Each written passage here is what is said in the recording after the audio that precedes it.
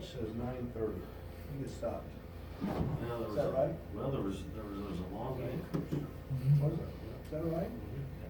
We tested that. A lot of stoppages. 34. Yeah, we foul a lot. Tremendous amount of credit to North Carolina Central. There's a reason they're an NCAA tournament team. They're extremely well coached. They're extremely well prepared. And I like his team. I like him. I like it. I've got a lot of respect for Liddell and the job he's done, and he repeatedly gets that team back in the tournament. So, and he's done a great job of staying old with his team. So, they were the aggressor. We got on our heels. That was very evident by the rebound numbers, and I thought Tijon was really the sole reason that we made a run to start the second half. His defensive pressure, his flying around, his communication was a big part of it. Again, he had another great night, sharing the ball, 6 assists, 1 turnover, and for that matter, Mark Allstorp didn't shoot it worth 2 hoots, but 5 assists, no turnovers, and then Trent Frazier had 4 assists as well.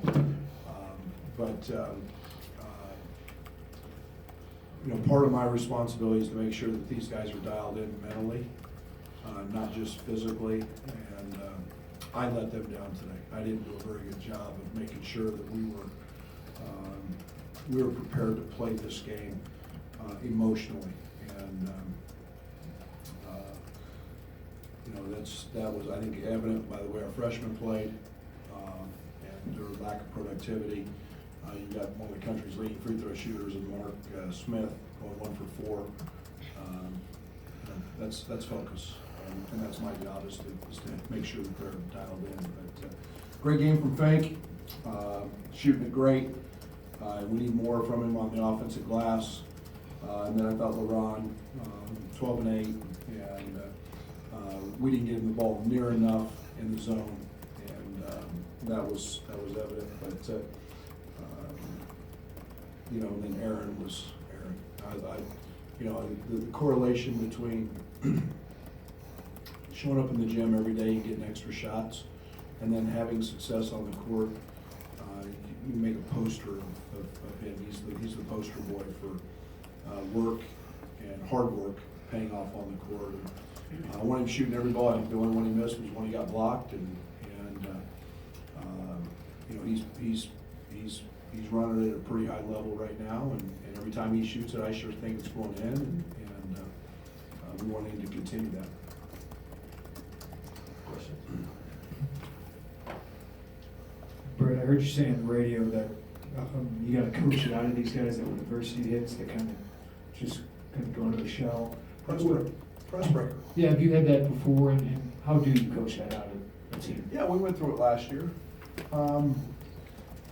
Not playing to lose and playing to, and I'll be honest. I got mad at Michael for taking a shot, a 3, a really quick 3. We had a layup that we fumbled it, Tijon fumbled it, and we kicked it out. And so I've been really barking at Fink to be aggressive and shoot the ball. So we did. And yet, now we've got to understand the time and score, and we haven't spent enough time on that.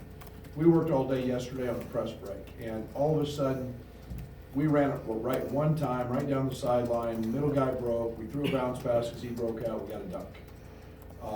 Just like it's supposed to. And we do it great in practice, great. And when you see things done well in practice, and then all of a sudden you get in the game, and you're just in it. And you can't do that. And we're getting much better, believe me, we are 100 times better than we were. And it's playing the way that you know the game has to be played, the effort that it has to be played, and expecting the right outcome.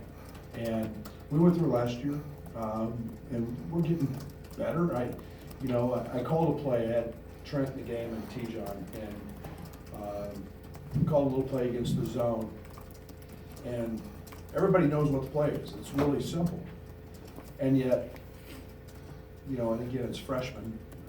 Trent didn't know it because he hadn't played particularly in that spot a lot. We got to get through that, and I mean, it's a simple play. Everybody should know it. Everybody should be able to run every spot, and for the most part, most of our guys can. But you know, it's confidence.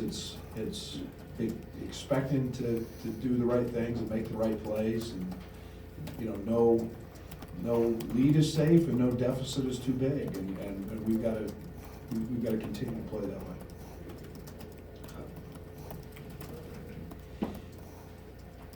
Well, you mentioned that NC Central was the aggressor, and I mean, I imagine that runs counter to what you want. Was that part of the halftime discussion? And do you feel like maybe the start of the second half that T-John was able to flip that a little bit? Yeah, he took complete control. He took control of the locker room. He took control of the. There wasn't anything. I didn't need to do anything X and O wise. I mean, that's why we came out with 7.5 or 8 minutes on the clock. I didn't need to. You know, and I just told our coaching staff, I said, we're going to find out who will lead, and we're going to find out who will fight, and if we want to keep accepting getting whipped, then we'll get whipped. And you know, at some point there's got to be some pride, and you know, nobody likes to get in the ring and keep getting jabs thrown at you. Eventually, one of them's going to knock you out, and.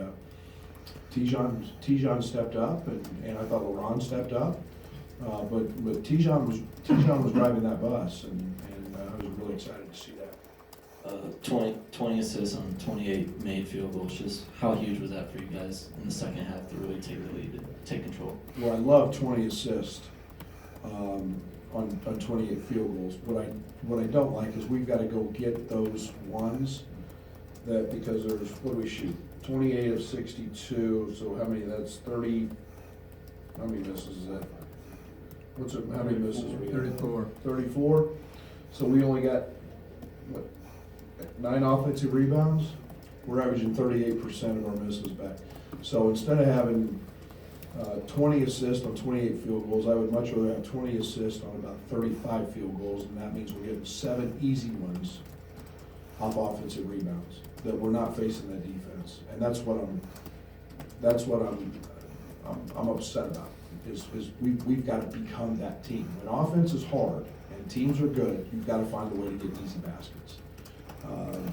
And the other thing I'm not overly thrilled about is 29 attempts from the three, but can't do that all the way. Admittedly, Coach, I don't have the full sample size of the Brad Underwood sideline experience just yet, but you seemed very, very vocal, very into it from the start tonight. Did you sense something? No question.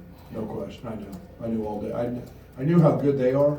I know how hard they play. I know it was a big game for them.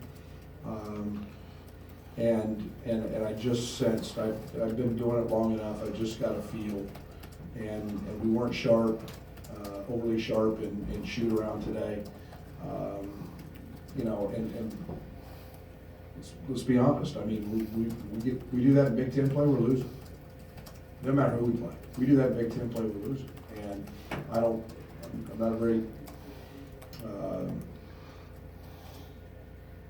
you know, I tried to fight for them a little bit and yet get on them. And you know, our freshmen, I thought, first time all year, I didn't think they gave us much off the bench other than Aaron. Kipper got going a little bit in the second half, but and give them credit, give them killing us. But I felt it, and that's a feeling I don't care too much. Brad, obviously bigger test next week. How prepared do you think your team is for what's coming? Well, we're 6-0, so I think we're prepared. I think that, you know, we've been on the road. We scrimmaged Vanderbilt. We went to Eastern and have seen hostile crowds and did all that. We're going to see. I think they won today. You know, Danny had them in the NCAA tournament, and you know, it'll be a big boy game. And as we head into 2 Big Ten games, so I'm excited, I'm looking forward to it, it's, it's time to take the next challenge and move and grow and see what we do, and I think our average margin of victory is close to 19 or 20 or something like that. One's coming up, I'm gonna be like that, so we're gonna have to learn to grind and fight and execute. In the first half, after Brandon Cruz whistled the coach's box violation, you made a comment to him about a horrible rule. Do you remember? Yeah. No, it's a judgment. He was out of the box. It's a point of emphasis this year. But I'm gonna start utilizing that rule to my benefit now. Late shot clock, and I can't comment on it. But the rule itself is late shot clock, there's no reset. So just step out of the box and get a warning with, short shot clock and there's no reset. Now you got a side out of bounds and you can change defense and you can do all sorts of things. And, I'm not a very big fan of that rule, but it worked for them and we didn't handle it very well.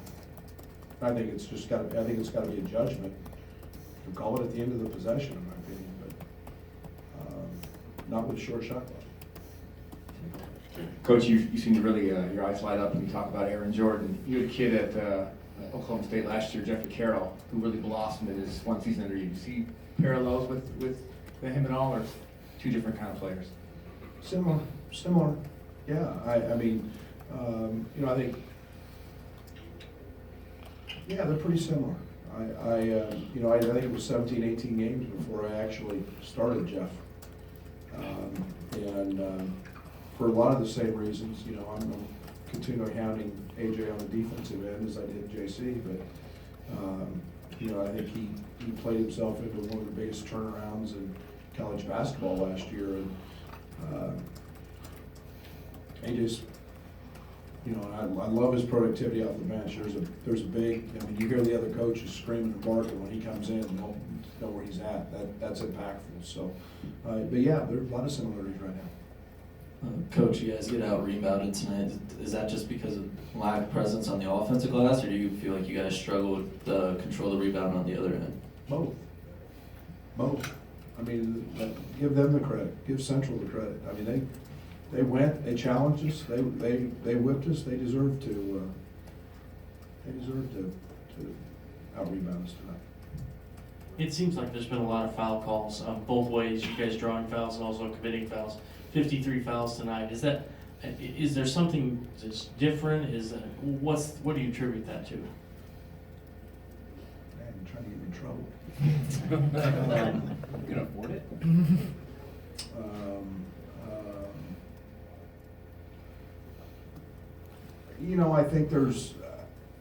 I think we're one of the top 5 teams in the country, or close to it, in terms of free throw attempts and fouls drawn, maybe. And we try to play that way.